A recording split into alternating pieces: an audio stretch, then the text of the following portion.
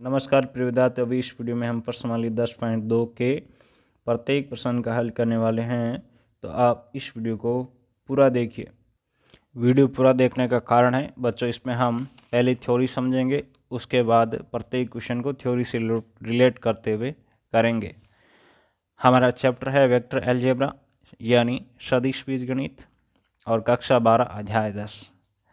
तो यहाँ पर देखिए, हमने अभी जस्ट इससे पहले वीडियो जो आया है वो उसमें 10.1 प्रश्नावली का हल किया है, जिसमें हमने बेसिक कॉन्सेप्ट देखे थे, ये सब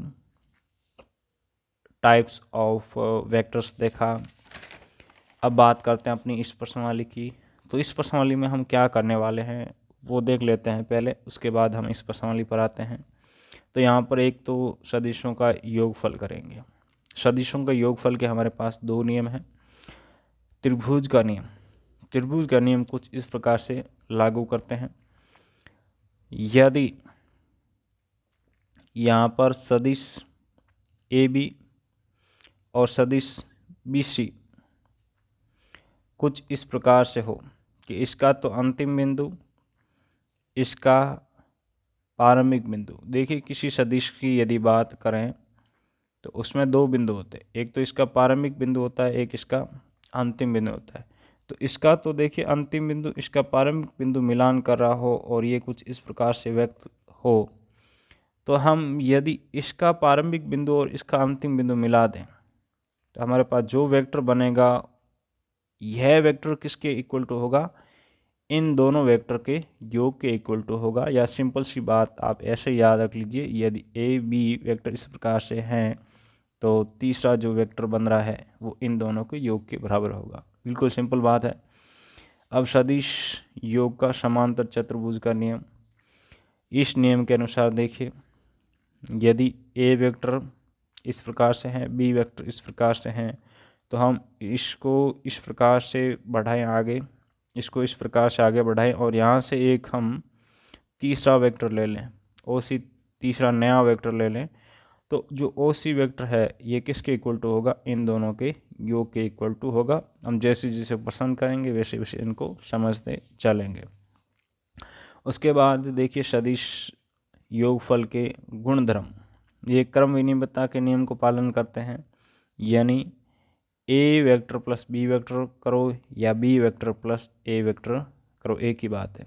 ये साहचर्य गुण का भी पालन करते हैं, यानी ए प्लस बी को जोड़ो उसके बाद सी को जोड़ो, या B vector plus C vector को जोड़ो उसके बाद ए वेक्टर को जोड़ो। एक अदिश से सदिश का गुणन, तो देखिए गुणा करने पर यहाँ पर हम इसको कुछ इस प्रकार से लिख सकते हैं। और इसका यदि हमें इकाई सदिश निकालना हो ए वेक्टर का, तो उसका इकाई सदिश इस प्रकार से निकालते हैं। इकाई सदिश यानी यूनिट वेक्टर। ओके बच्चों, अब सदिश के घटक की बात करते हैं। तो सदिश में दो प्रकार के घटक होते हैं। जैसे आर वेक्टर का ये घटक रूप है, तो इसमें दो प्रकार के घटक है, एक तो अदिश घटक, दूसरे सदिश घटक। अदिश घटक कौन है? X Y Z. सदिश यदि इनके साथ दिशा को ले लिया जाए, आई केफ, जे केफ, के केफ, तो ये हमारे क्या बन जाते हैं? सदिश घटक बन जाते हैं। तो यदि बच्चों यहाँ पर जैसे ए वेक्टर और बी वेक्टर दे रखे हैं, तो इनका योग कुछ हम इस प्रकार से लिखेंगे।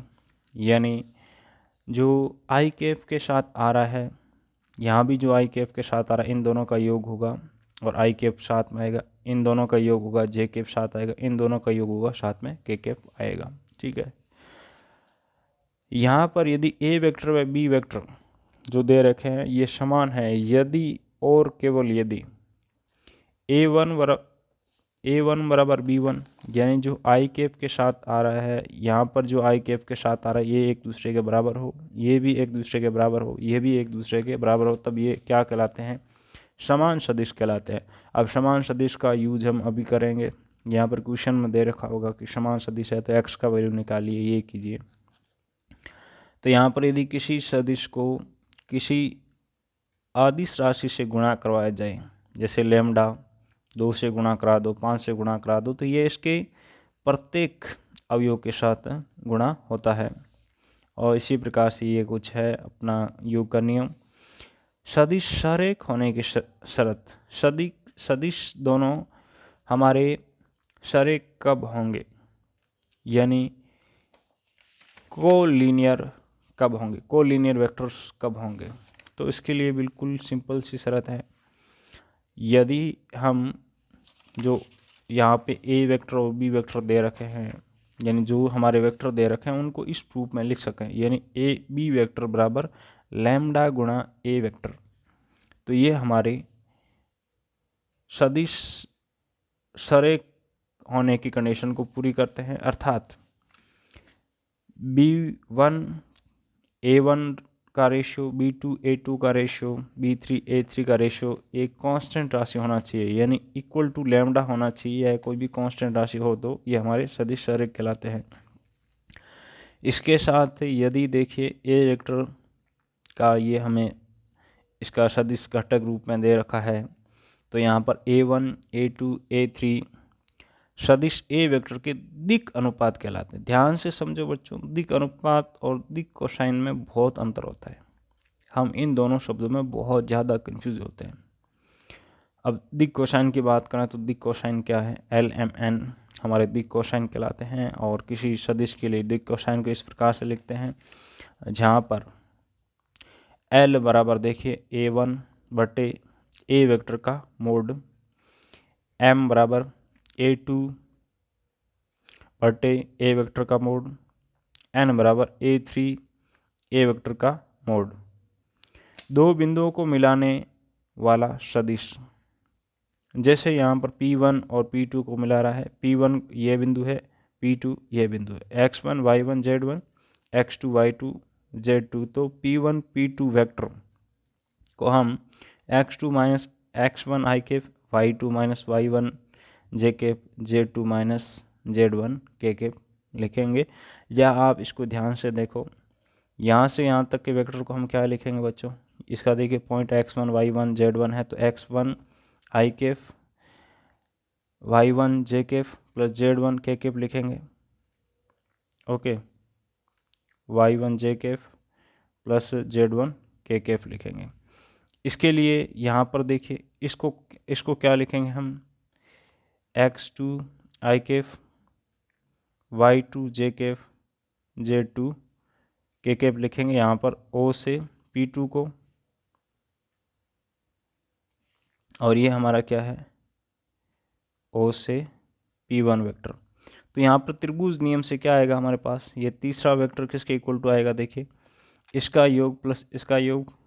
तो हमारे पास ये पड़ा है, तो हम क्या करेंगे, यहाँ जो आया इसको दूसरी ओर पक्षांतरित कर देंगे, तो इसीलिए इसमें से ये हमारा माइनस हो जाएगा, तो इसको हम इस रूप में लिख सकते हैं। उसके बाद देखिए खंड सूत्र को भी देख लेते हैं, यानी सेक्शन फॉर्मूला।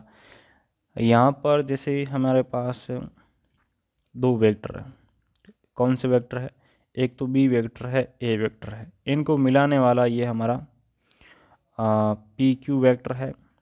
इसको यदि एक तीसरा vector R vector N ratio M में बांट रहा हो, तो जो आर वेक्टर है वो इस फॉर्मूले से हम निकालते हैं, और बाह्य अनुपात में बांट रहा हो तो हम इस फॉर्मूले से हमारा निकालते हैं। आते हैं प्रश्नावली पर। प्रश्नावली में क्या दे रखा देखो ध्यान से।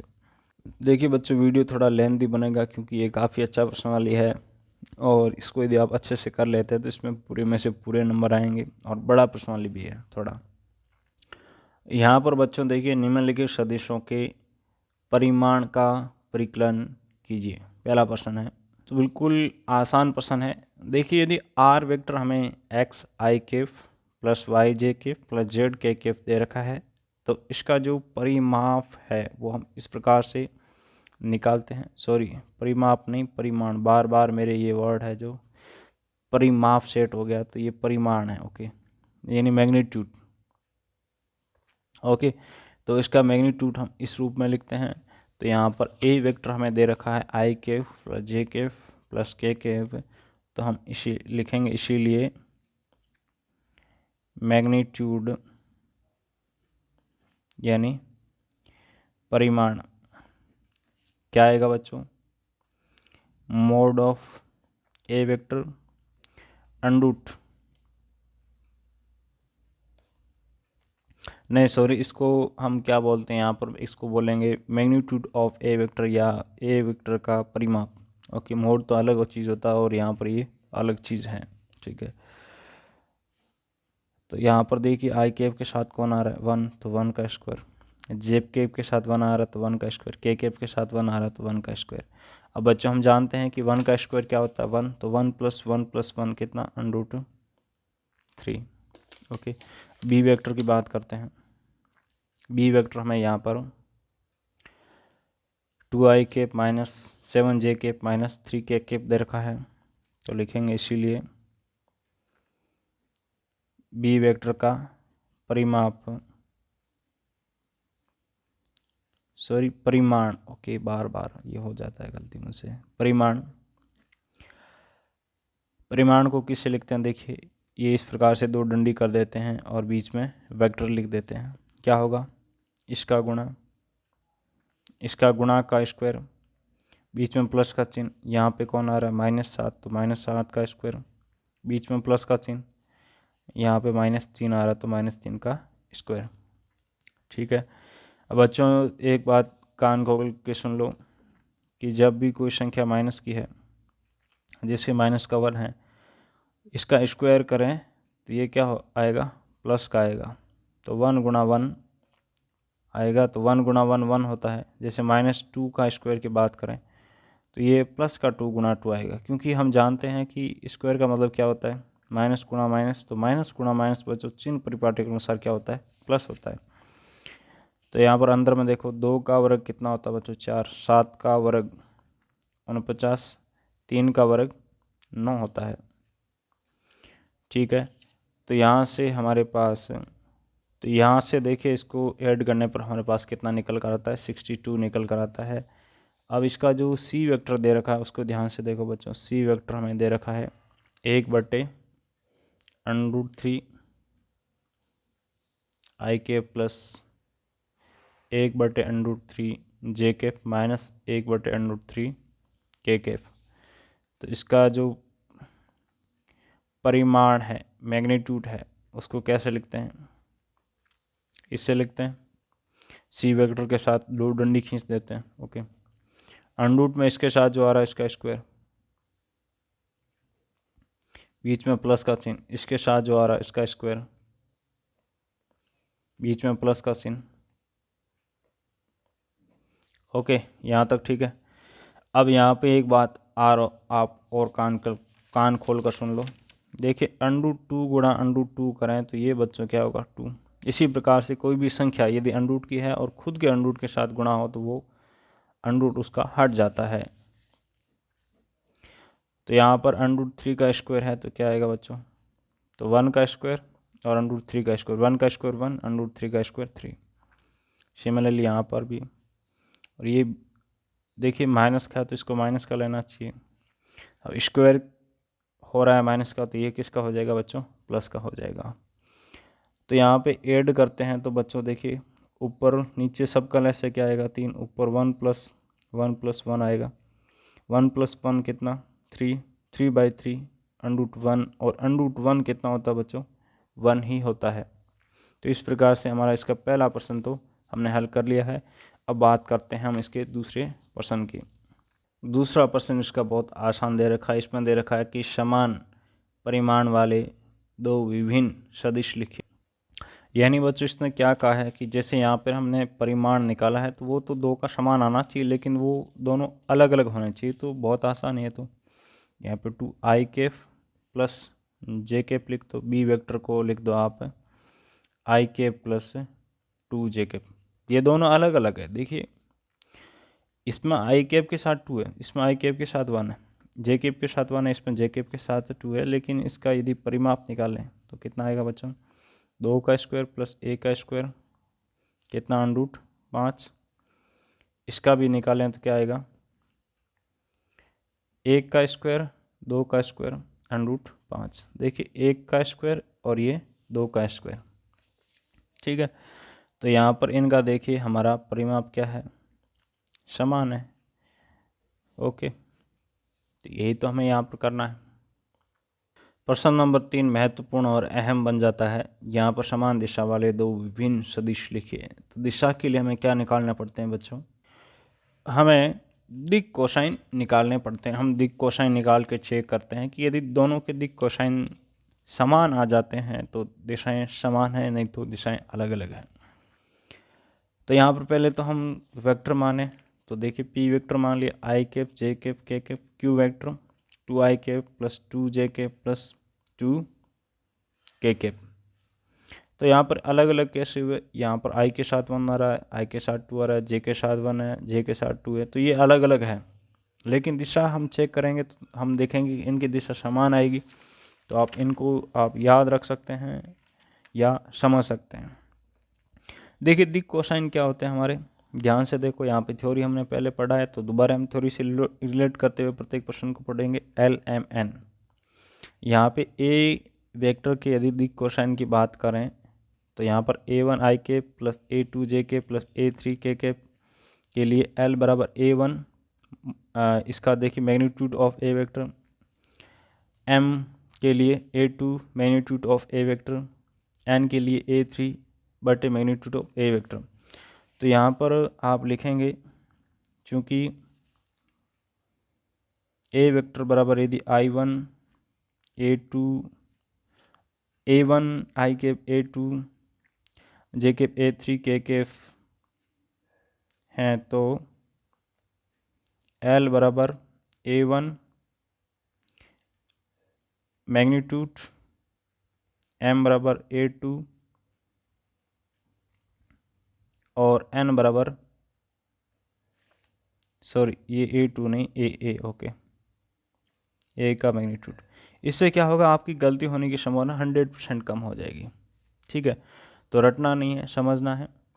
तो ध्यान से देखो अब बच्चों, तो यहाँ पर अब हम क्या निकालेंगे, पहले अपने P के दिक् कोसाइन निकालेंगे। तो P के दिक् कोसाइन कैसे निकालेंगे? इस सूत्र से निकालेंगे। इसको आप यहाँ पे भी स्पष्ट करके लिख सकते हैं।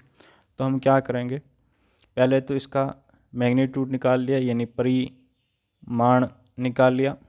तो परिमाण क्या होता है? इसका स्क्वायर, इसके गुणा का स्क्वायर, इसके गुणा का स्क्वायर, ये आ गया √3। उसके बाद यहाँ पे A1 1 है बट्टे √3, A2 1 है बट्टे √3, A3 भी 1 है बट्टे √3। ठीक इसी प्रकार से Q के लिए इसका हमने मैग्नीट्यूड निकाला, यानी परिमाण निकाला। तो यह है हमारे पास √12। √12 को हम 2√3 लिख सकते हैं। यहाँ पर ये बात तो बहुत महत्वपूर्ण और बहुत इम्पोर्टेंट है। अब देखिए बच्चों, यहाँ पे आपकी कन्फ्यूज़न हो तो मैं क्या करूँ क्या नहीं करूँ, कैसे पता चलेगा? तो बिल्कुल सिंपल है, √ में जो संख्या आ रही है उसको आप उसकी गुणांक में लिख दो। तो 12 को क्या लिख सकता हूँ, 4 गुणा 2। और गुणा कैसे निकाल सकते हैं? ऐसे उससे है जो, उस विधि से आप है जो इसके खंड कर सकते हैं। तो यहाँ पर देखिए ये जो 4 है, 4 का √ कितना होता है, 2, और ये √3। तो इसको ऐसे है जो आप इस रूप में लिख सकते हैं।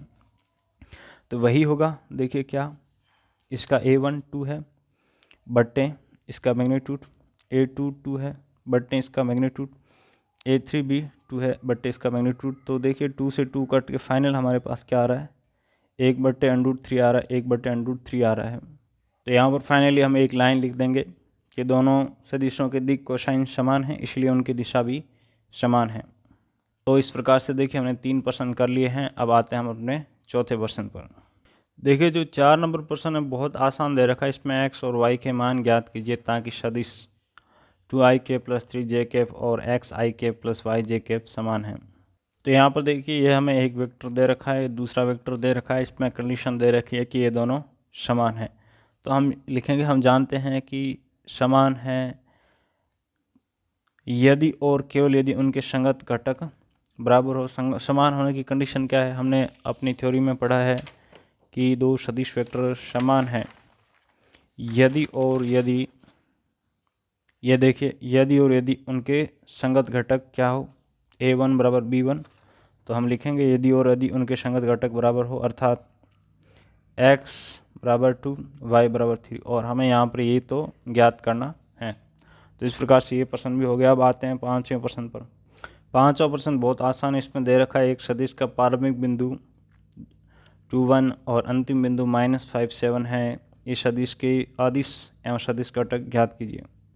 तो यहाँ पर बिल्कुल एक छोटी सी लाइन लिखनी है कि यदि हम जानते हैं कि सदिश x2 - x1 ik plus y2 - y1 jk कहाँ से, अपने इस फॉर्मूले से, इस फॉर्मूले को याद करके रखना है।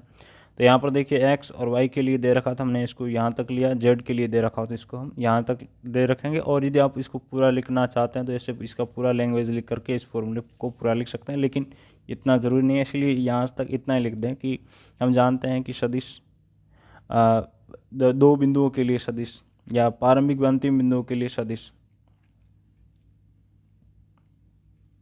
ओके, तो मान रखते हैं। तो यहाँ पे कौन से बिंदु, पहला बिंदु ये है, अंतिम बिंदु ये है, तो ए बी और इसके ऊपर वेक्टर। देखिए यहाँ पे बी बाद में लिया है तो ये हमारा x2 होगा, x2 और ये हमारा x1 है, साथ में आई के बीच में प्लस का चिन्ह। ये हमारा y2, ये हमारा y1। बी बाद में लिया है तो y2, ए पहले लिया तो ये y1 और ये हमारा jk। ठीक है, -5 -2 -7 आई के, 7 में से 1 जाएगा 6 jk। ये आ गया ए बी वेक्टर। हमें यहाँ पे क्या पूछा है, इसके सदिश और अदिश घटक पूछा है, तो अदिश घटक देखिए हमने अपने थ्योरी में देखा कि अदिश घटक कौन होते हैं, जो आई के जे और के के साथ आता है। तो अदिश घटक क्या हो गए, -7 व 6। सदिश घटक इनके साथ यदि आई कैप जे कैप को ले लिया जाए तो ये हमारे क्या बन जाते हैं, सदिश घटक बन जाते हैं। ये हमने अपनी थ्योरी में देखा है। तो ये बस छोटा सा प्रश्न है, इसको हमने अपनी चुटकियों में एक चुटकी बजा के हल कर लिया है। अब बात करते हैं अपने इसके अगले प्रश्न की, यानी प्रश्न नंबर 6 की। देखिए प्रश्न नंबर 6 बहुत आसान प्रश्न है। इसमें हमें दे रखा है कि सदिश A vector B vector C vector है का योगफल ज्ञात कीजिए। देखिए बच्चों यहाँ पर A vector plus B vector plus C vector हमें निकालना है और ये हमारे वेक्टर्स दे रखे हैं। तो हमने अपनी थ्योरी को देखा था कि इनका योग कैसे निकलता है। ये देखिए हमने योग कैसे निकलता है यहाँ पर समझा था। आई कैप के साथ जो आ रहा है वो आई कैप के साथ वाले एलिमेंट के साथ ऐड होगा, जे कैप का जे कैप के साथ दूसरे एक के कैप के साथ जो आ रहा है वो एक दूसरे के साथ ऐड होंगे। ठीक है, तो इसको ध्यान रखते हुए हमें यहाँ पर अपना योग करना है। तो बहुत आसान है, आई कैप लिख दो, साथ में कोष्टक बनाओ। आप देखो पहले में आई कैप के साथ कौन आ रहा है, 1, यहाँ पे -2, यहाँ पे 1, बीच में प्लस का चिन्ह, कोष्टक बनाओ और जे कैप। यहाँ पे कौन आ रहा है, -2, यहाँ पे कौन आ रहा है, +4, यहाँ पे कौन आ रहा है, -6 और बीच में प्लस का चिन्ह, और साथ में यहाँ पे अब के कैप लेना है। तो यहाँ पे के कैप के साथ 1 आ रहा है, यहाँ पे के कैप के साथ 5 आ रहा है, यहाँ पे के कैप के साथ -7 आ रहा है। बस अब इसको मुझे हल करना है। तो यहाँ पर 1 + 1 प्लस का 2 माइनस का 2, तो ये आ गया 0। तो 0 आ गया। तो देखिए 0 का किसी भी संख्या के साथ गुणा करने पर 0 होगा, यानी ये इसका क्या कंपोनेंट 0 हो गया। यहाँ पर -2 और -6 कितना, -8, -8 + 4 तो कितना, -4। ध्यान रखो चिन्ह हमेशा बड़ी संख्या का आता है। जब दो संख्याओं का चिन्ह अलग अलग हो तो संख्या घटती है और चिन्ह हमेशा आगे बड़ी संख्या का आता है। यहाँ पर देखिए 1 + 5 6 होता है और माइनस का 7, तो 6 में से 7 में से 6 जाएगा, कितना आएगा 1। बड़ी संख्या किसकी है, माइनस की, तो ये माइनस का के कैप। तो फाइनल यहाँ पे लिखता हूँ -4 जे कैप माइनस का के कैप। ये आ गया हमारा इनका योग। तो मैं उम्मीद कर रहा हूँ कि ये बहुत आसान प्रश्न है और इस प्रश्नों को आप है जो चुटकियों में हल कर लेंगे। अब बात करते हैं हम बच्चों इसके अगले प्रश्न की। देखिए 7 नंबर प्रश्न में हमें दे रखा है सदिश के अनुदिश एक मात्रक सदिश ज्ञात कीजिए।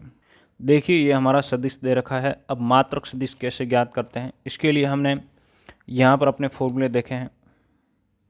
यहाँ पर देखिए मैं कुछ नहीं कर रहा हूँ, जो मैंने फॉर्मूले याद किया उनको अप्लाई करता जा रहा हूँ, अपनी थ्योरी को अप्लाई करता जा रहा हूँ, अपने क्वेश्चन सॉल्व होते जा रहे हैं। मात्रक सदिश क्या होता है, इसको हम ए कैप से लिखते हैं। जहाँ पे जो सदिश देख रहा हूँ उसके ऊपर हम कैप से लिख देते हैं। ए वेक्टर के साथ आप जो 1/a का मैग्नीट्यूड, जो वेक्टर दे रखा उसका, यानी वेक्टर ए का मैग्नीट्यूड से 1 वेक्टर ए के मैग्नीट्यूड से जब उस वेक्टर को गुणा करेंगे तो आपका क्या निकल के आ जाएगा, मात्रक सदिश निकल कर आ जाएगा। तो यहाँ पे पहली बात क्या है, इसका हमें मैग्नीट्यूड निकालना पड़ेगा। तो मैग्नीट्यूड क्या आएगा बच्चों, अंडरूट में यहाँ पे इसके गुणा 1 है तो 1 का स्क्वायर, इसका जे कैप का गुणांक 1 है तो 1 का, और यहाँ पे 2 का स्क्वायर।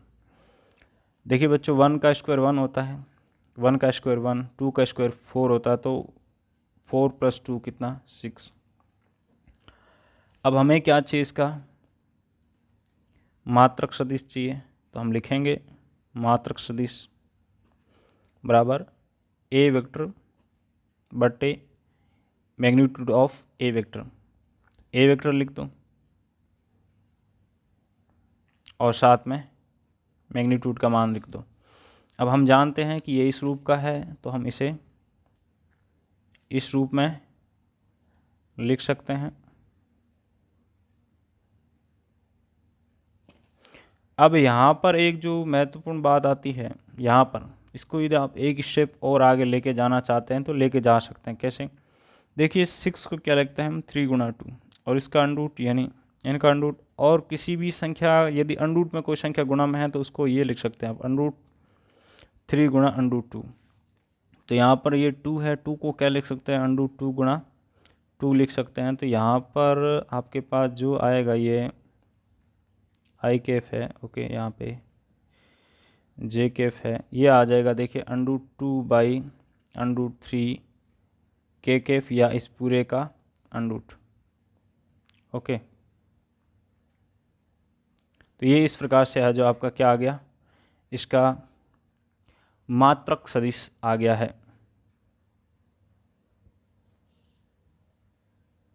देखिए प्रश्न नंबर बहुत आसान प्रश्न है, इसमें हमें सदिश पी क्यू के अनुदिश मात्रक सदिश ज्ञात करना है, पॉइंट दे रखे हैं। देखिए बच्चों यहाँ पर हमें पी क्यू वेक्टर के अनुदिश मात्रक सदिश ज्ञात करना है। पी बिंदु दे रखा है, क्यू बिंदु दे रखा है, इसका मतलब ये हुआ कि हमें पहले तो पी क्यू वेक्टर निकालना पड़ेगा। तो हम यहाँ पर लिखेंगे सूत्र, पी क्यू वेक्टर बराबर क्या आएगा, x2 माइनस एक मिनट, यहाँ अनरूट नहीं आएगा, ओके। अनरूट किस में आता है बच्चों, मैग्नीट्यूड में आता है, इसीलिए मैंने अभी मैग्नीट्यूड निकालते निकालते अनरूट लिख दिया है। यहाँ पे ऐसे लिखना, देखिए सूत्र x2 minus x1 I cap plus y2 minus y1 J cap plus z2 minus z1 K Kaif. तो यहाँ पर हम मान रख दें x2। देखिए इसमें x2 कैसे निर्धारित करना होता है, x1 कैसे, यहाँ पे इस वेक्टर में जो पी क्यू लिखा है इसमें बाद कौन आ रहा है, क्यू आ रहा है, तो ये x2 y2 y और z2 होगा।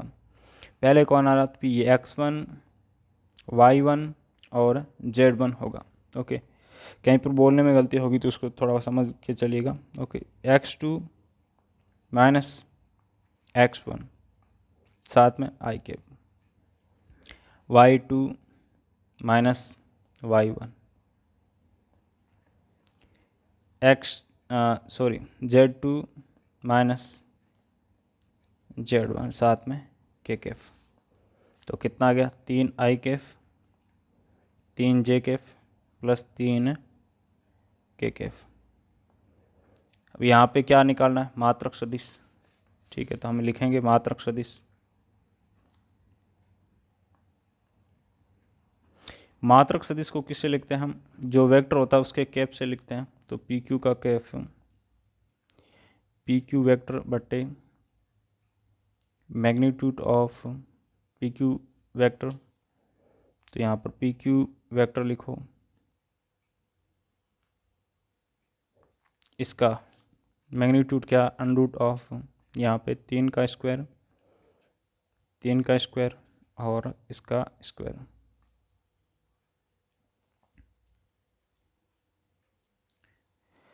अब देखिए यहाँ पे इसका 9 9 9 27, तो हमारा इसका क्या आएगा अंडरूट 3 गुणा 3।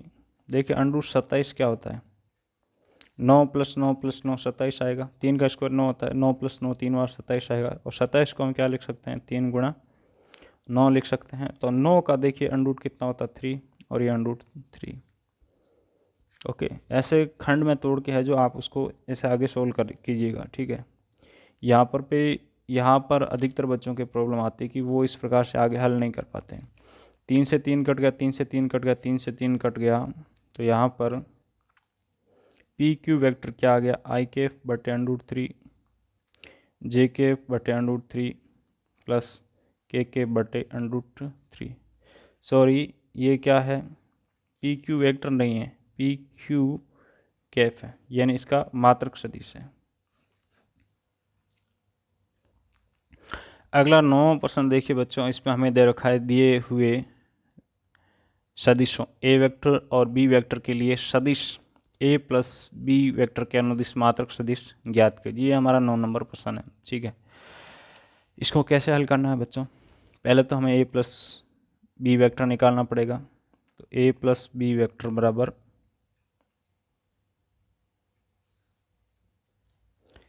यहाँ से मैं डायरेक्ट हल ही लिखता हूँ, ये दे रखे हैं और एक के अनुदिश मात्रक सदिश के लिए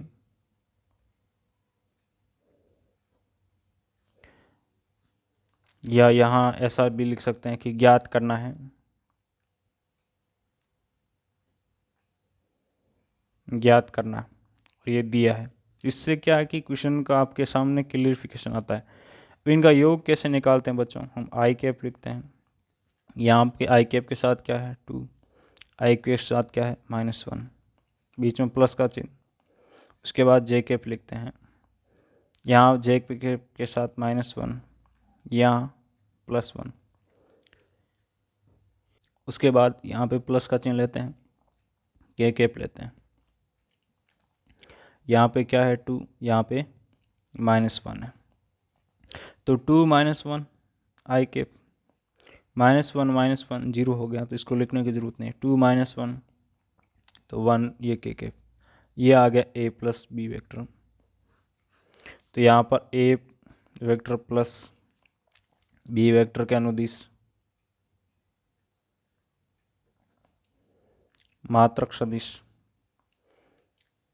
क्या होता है बच्चों, मात्रक सदिश A vector plus B vector बट्टे इसका मैग्नीट्यूड, तो तरीका सेम ही रहेगा।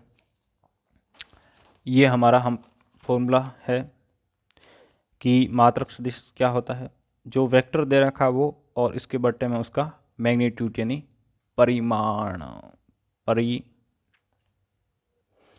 ओके, तो यहाँ पे हम यह पहले निकाल लेते हैं इसका परिमाण यानी मैग्नीट्यूड।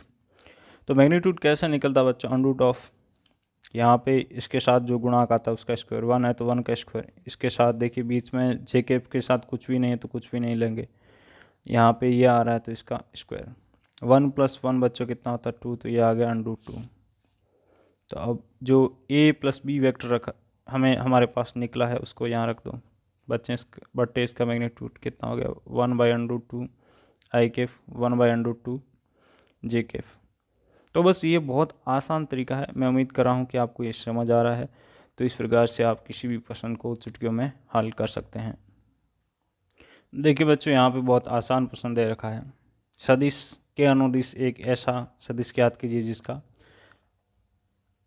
परिमाण 8 इकाई है। हमारा 10 नंबर प्रश्न है, तो इसको हम अपनी चुटकियों में हल कर देंगे। कैसे, तो यहाँ पर पहले तो इसका हमें मात्रक सदिश निकालना पड़ता है। तो यहाँ पर हम लिखेंगे कि माना ए वेक्टर बराबर 5i cap -j cap plus 2k cap. तो मात्रक सदिश, इसका मात्रक सदिश या ए वेक्टर का मात्रक सदिश क्या ए कैप, क्या आता है मात्रक सदिश ए वेक्टर बटे magnitude of A vector, A vector लिख दो और इसका मैग्नीट्यूड लिख दो। मैग्नीट्यूड कैसे आता है बच्चों, यहाँ पे आई कैप के साथ जो आ रहा है उसका स्क्वायर प्लस जे कैप के साथ जो आ रहा है उसका प्लस जो के कैप के साथ आ रहा है उसका स्क्वायर।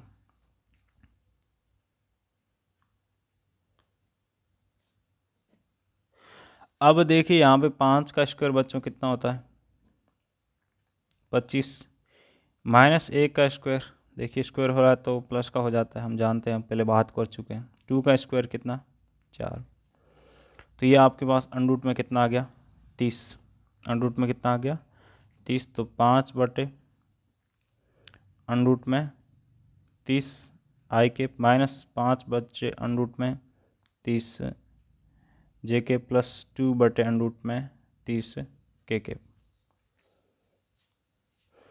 अब ऐसा सदिश जिसका परिमाप 8 इकाई है, तो 8 इकाई वाला 8 इकाई परिमाण, सॉरी 8 इकाई परिमाप नहीं परिमाण 8 इकाई परिमाण वाला सदिश ए वेक्टर के अनुदिश, या अनुदिश दे रखा था, अनुदिश शब्द का प्रयोग करेंगे। अनुदिश क्या होगा 8 गुणा ए कैप, 8 गुणा ए कैप। देखिए जो ए कैप है ये क्या दिखाता है, इसकी दिशा दर्शाता है, नहीं इसके अनुदिश दर्शाता है। तो हमें क्या चाहिए, इसका परिमाण वाला चाहिए, तो इसको हम 8 के साथ ले लेंगे। या इसका जो लॉजिकल क्या कॉन्सेप्ट है वो भी मैं आपको यहाँ पे एक थोड़ा सा एग्जांपल लेके बताऊंगा। तो अब देखिए यहाँ पे 8 को है जो 8 क्या होगा, इसके प्रत्येक के साथ अंदर में गुणा हो जाएगा, ये हमारा इसका प्रॉपर्टी है। यहाँ पे देखिए मैंने गलत लिख दिया है, यहाँ पर केवल क्या है 1 है, मैंने 5 गलती से लिख दिया है।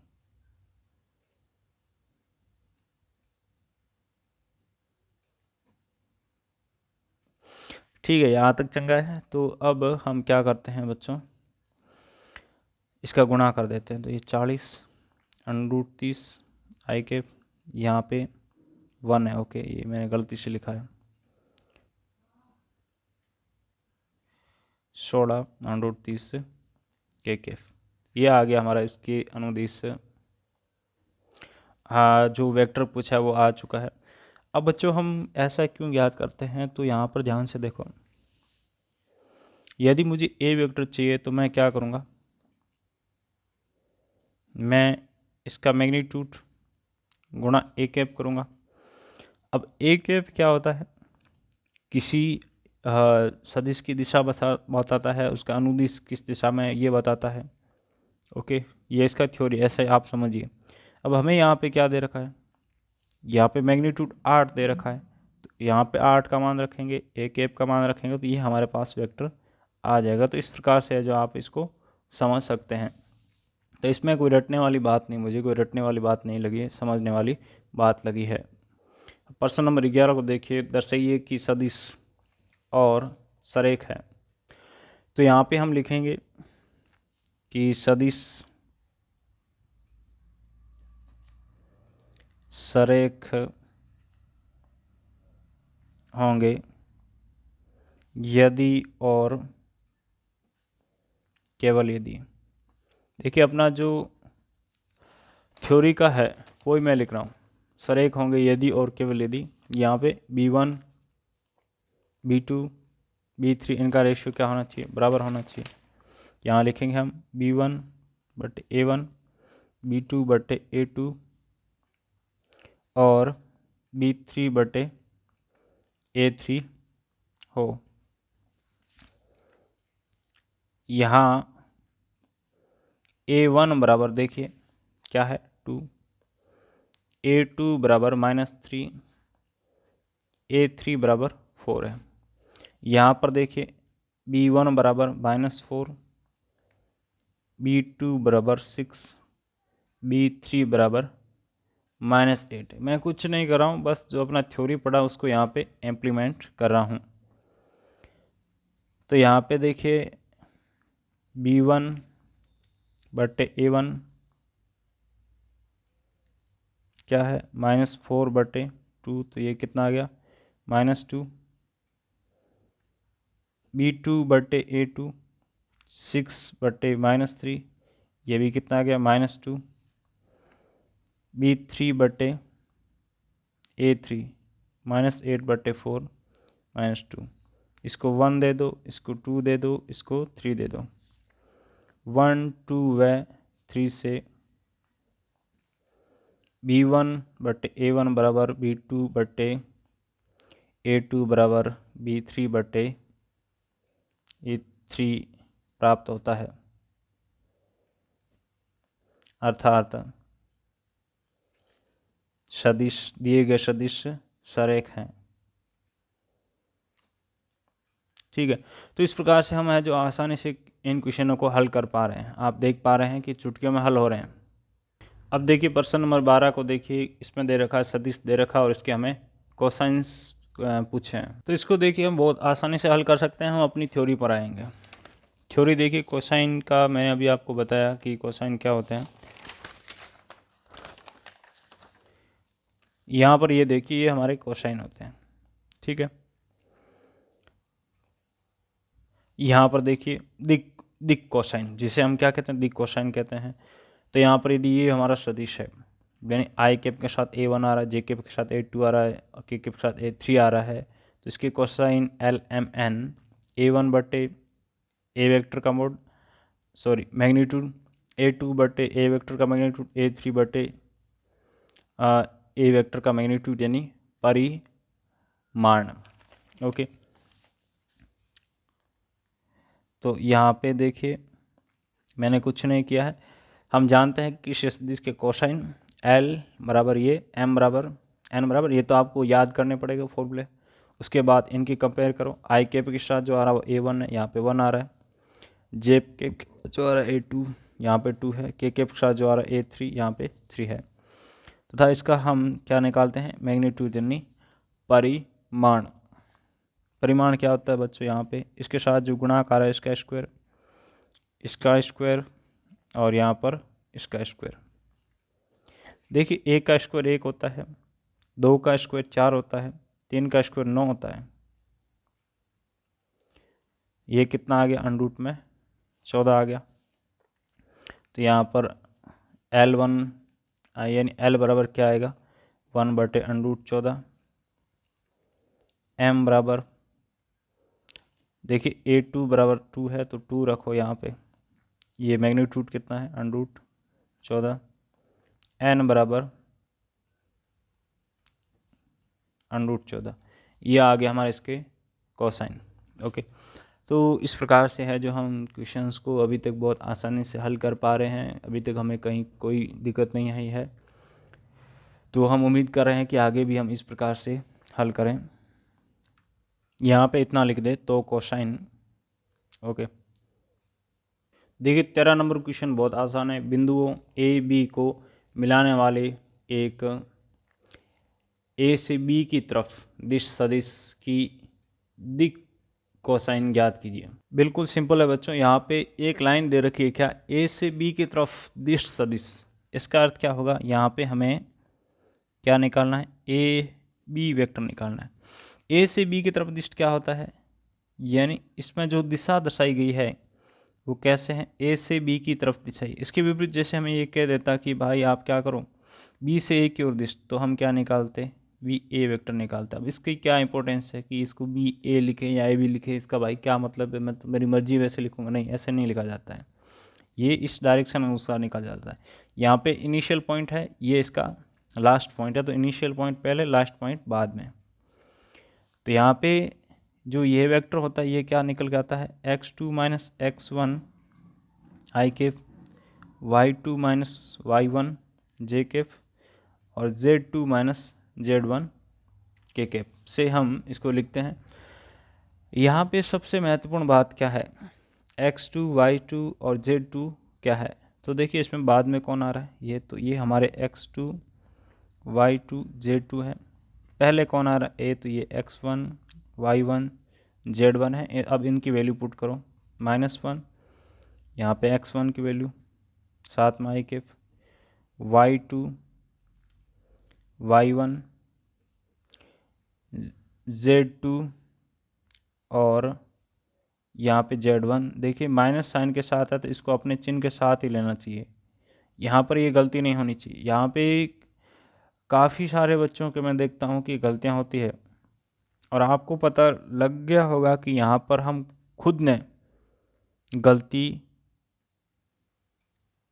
हाँ नहीं गलती नहीं की है। देखिए यहाँ पे ये -2 ले लिया, ये -1 ले लिया, ये तो दोनों प्लस है, हाँ दोनों प्लस ले लिया। उसके बाद देखिए Z2 यहाँ और Z1, ठीक है ओके, कोई गलती नहीं की है। -1 -2 -2 तो -4,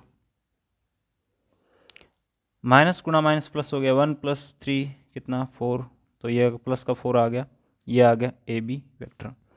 अब हम आते हैं प्रश्न के। प्रश्न ने क्या कहा है कि दृश्य सदिश की दिक् कोसाइन ज्ञात करना है। क्या ज्ञात करना है? दिक् कोसाइन। तो दिक् कोसाइन क्या होगा? L बराबर -2, और इसी के साथ हम ए बी का क्या निकाल लेते हैं? मैग्नीट्यूड निकाल लेते हैं। मैग्नीट्यूड क्या आएगा बच्चों? 2 का स्क्वायर, यहाँ पे -2 है तो -2 ले ले, तो मैं आपको आपकी बात रखने के लिए ले लेता हूँ। देखिए फ़र्क नहीं पड़ता है, यहाँ पे अंदर स्क्वायर में माइनस लो या कुछ भी लो, वो प्लस हो जाता है।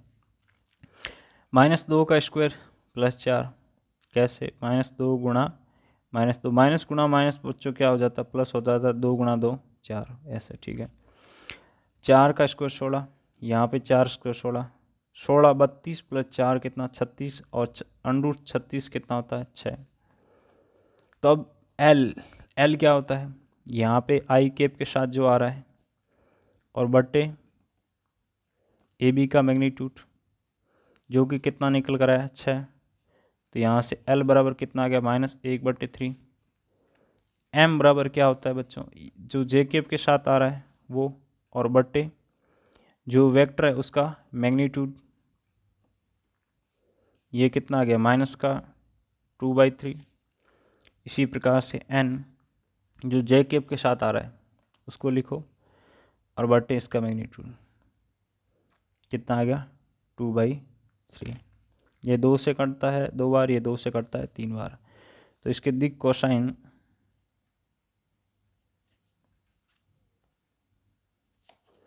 -1/3, -2/3 और 2/3।